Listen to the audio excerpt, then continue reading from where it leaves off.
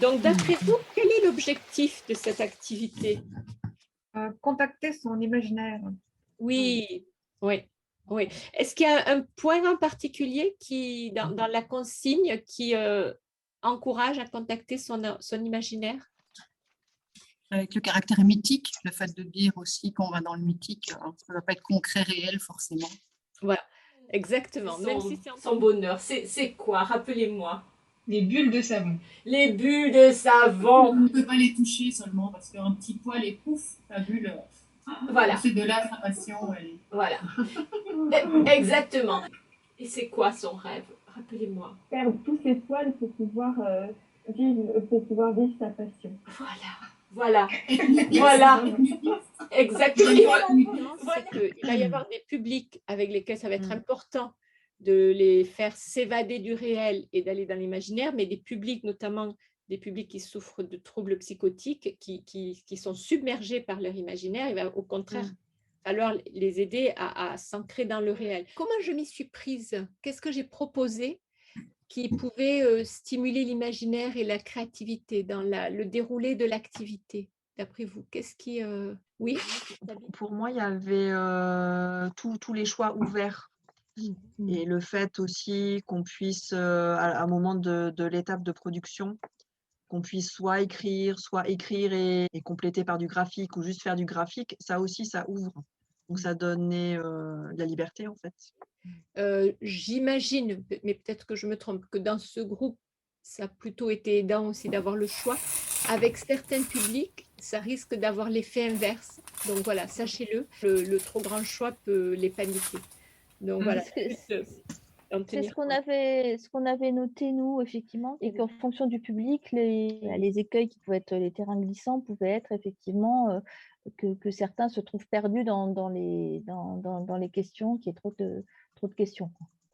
Tout à fait. Tout à fait. Allez, pour boucler les objectifs, est-ce qu'il y en a d'autres que vous avez repérés dans vos sous-groupes? Oui.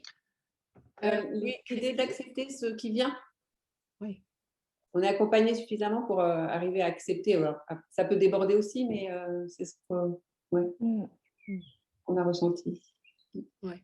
Et là, est-ce qu'il y a quelque chose que j'ai dit pour aider dans ce sens? Vous vous souvenez? Oui.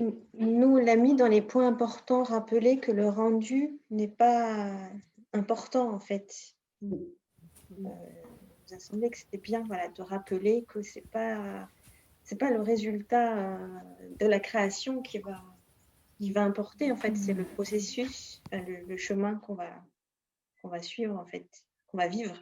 Oui, tout à fait, très important, et c'est parfois justement côté ludique, c'est un petit peu comme si ça venait un peu désamorcer les a priori qu'on peut avoir. Hein, quelqu'un qui dirait non mais moi j'ai pas d'imagination, là on lui dit non t'inquiète pas là, c'est vraiment pas quelque chose qui demande de l'imagination, regarde t'as 3-4 questions, rien du tout quoi, et ça vient de désamorcer. Je suis d'accord. Je trouve aussi le fait qu'il n'y ait pas beaucoup de place pour écrire, ça peut avoir ce côté rassurant et cadrant. Oui. Allô? Vraiment? D'accord. Non, je tiens le secret, je vous l'assure. Allez, au revoir. Ne le dites à personne, mais il paraît que 4 minutes. Donc, bien sûr, le verbe très connu, bridouler. Électupède. Ah! C'est un mot très, très profond.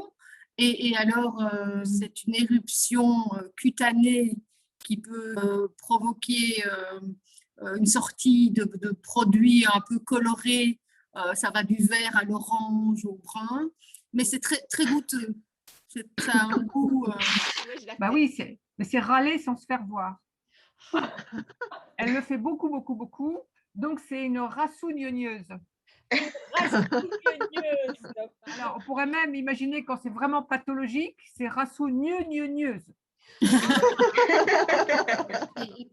par rapport à l'imaginaire ou la créativité, je trouve qu'il y a aussi cette exploration multisensorielle qui vient frapper à différentes portes, peut-être amener à quelque chose.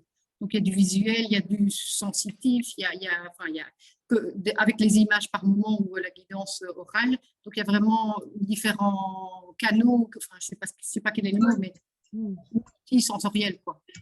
Là, j'avais tenu à vous amener un petit peu au côté intégratif de l'atelier d'écriture, où il y avait d'abord du mouvement, s'étirer avec une musique. Même si la thématique, c'est un cadeau, et a priori, on se dit, ah, un cadeau, ça va être positif. Non, parce qu'un cadeau, ça peut rappeler le cadeau qu'on a reçu de quelqu'un qui n'est plus là, ou ça peut rappeler un cadeau qu'on aimerait recevoir qui n'arrive jamais. Ou, enfin, voilà, ça peut toujours en fait faire émerger la polarité inverse. Ou bien alors quelque chose de plus sophistiqué, où on va faire des collages, donc tout à son sens ou pas d'ailleurs. Mais en tout cas, une grande liberté. Donc c'est juste ouvrir la possibilité d'écrire avec justement les arts plastiques, les collages en volume. Voilà, on peut en rajouter du volume par exemple. Donc ça sort vraiment de l'écriture linéaire, stylo noir sur papier blanc, etc. Voilà, donc je vais vous proposer une activité dans cet esprit-là, mais qui va être un petit peu comme les activités météo des autres jours.